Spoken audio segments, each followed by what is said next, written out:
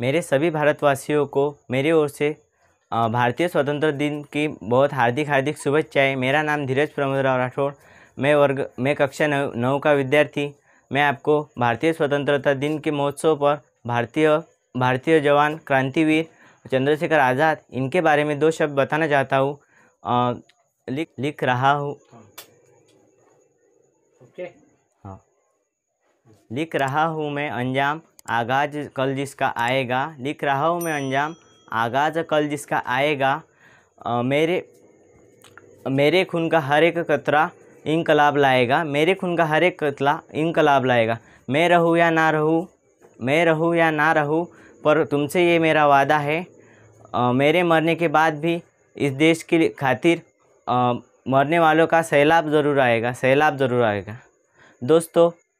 दोस्तों, भारत माता की गुलामगिरी के बेड़ियों को तोड़ने के लिए कई क्रांतिवीर आए, परंतु मैं आपको महान क्रांतिवीर चंद्रशेखर आज़ाद इनके बारे में कुछ बताना चाहता हूँ। चंद्रशेखर आज़ाद इनका जन्म 23 जुलाई 1906 को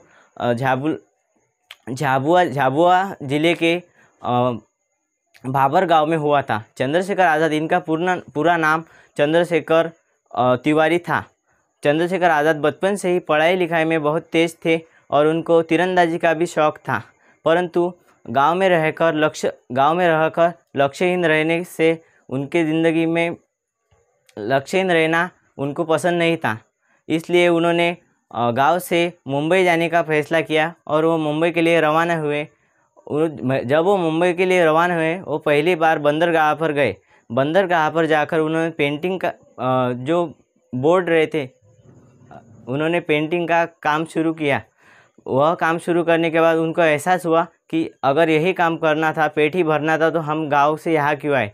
इसलिए उन्होंने तय किया कि हम यहाँ से बनारस के लिए जाएंगे। वो बनारस के लिए रवाना हुए।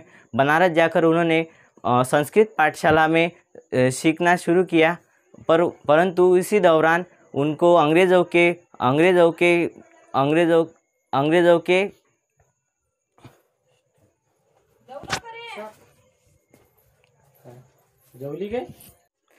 इसी दौरान चंद्रशेखर आज़ाद को अंग्रेज़ों के जुल्म के खिलाफ उन्हें क्रोध आना शुरू हुआ और उन्होंने 1919 को जब जनरल डायर ने जालियाबाद में कई लोगों को गोलियों से मार दिया था, तभी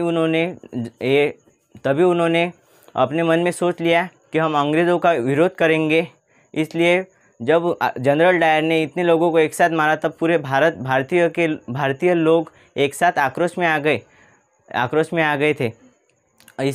और जब इसके बाद अगले कुछ दिनों बाद जब उन्हें मौका मिला, महात्मा गांधी जी ने 1920 में अंग्रेज़ों के खिलाफ असहयोग आंदोलन शुरू किया था। तभी उन्होंने उस आंदोलन में भाग लेने का विचार लिया। उस आंदोलन में भाग लेने के बाद उन्होंने महात्मा गांधी जी के साथ दिया और जब वो उन आंदोलन के लिए अपने कॉलेज के अंदर ध्वज धरना प्रदर्शन कर रहे थे, तभी यही बात ब्रिटिश पुलिस को पता चली और उन्हें तत्काल गिरफ्तार करने के लिए कूच की। उसी दौरान चंद्रशेखर को छोड़कर बाकी जितने भी उनके साथी थे, उन्हें गिरफ्तार कर लिया गया और कठोर कारावास की सज़ा सुना दी गई। लेकिन चंद्रशेखर आज़ाद उम्र से कम होने के कारण उन्हें कठोर सज़ा नहीं दी गई, परंतु जब उन्होंने उनका नाम, पता और पिताजी का नाम पूछा, तो चंद्रशेखर आज़ाद ने कहा, मेरा नाम आज़ाद है, मेरे पिताजी का नाम स्वतंत्र है और मेरा पता जेल है। और देश के कनकन में आज भी तेरा मर्जाद है। देश के लिए मर मिटने वाला वीर, उसका नाम आज भी आज़ाद है। इस दौरान उनका नाम चंद्रशेखर आज़ाद हो गया। इसके बाद कई बार प्रयत्न करने के बाद भी ब्रिटिश पुलिस के हाथ में चंद्रशेखर आज़ाद कभी भी हाथ नहीं आए। जब चंद्रशेखर आज़ाद अपने अंतिम समय, मतलब जब वो नेहरू जी से मिलने गए थे, उनसे मुलाकात के बाद वो अपने मित्र से सुखदेव सर जी से मिलने गए थे, परंतु उनका वहाँ जाने का राज किसी ने पुलिस को बता दिया और इसी दौरान ब्रिटिश पुलिस की एक टोली वहाँ गई। उनके साथ खूब औजार हथियार थे, इस कारण ब्रिटिश पुलिस ने उन्हें घेर लिया। लेकिन चंद्रशेखर आज़ाद ने अपने साथी को वहाँ से भगा दिया और इसी दौरान चंद्रशेखर आज़ाद के जांघ में गोली लगने के कारण वह गंभीरता से घायल हो गए थे। इसी घायलता की वजह से वो यहाँ पर जामुन के पेड़ के नीचे छुप गए और अपने बंदी पुलिस को मार दी और उनमें से अंतिम गोली उन्हें अपने सीने में उतार दी और आज़ाद भगत सिंह कभी भी पुलिस के हाथ जिंदा पकड़े नहीं गए। जो चंद्रशेखर आज़ाद का सिर है, यह आज़ाद का सिर है, इसे झुकना स्वीकार नहीं। यह आज़ाद का सिर है, इसे झुकना स्वीकार नहीं। काट सके ये सिर ऐसी कोई तलवार नहीं, काट सके ये सिर ऐसी कोई तलवार नहीं। बंदूक की 6 गोली में से 5 गोली मैं दुश्मन को मारूंगा।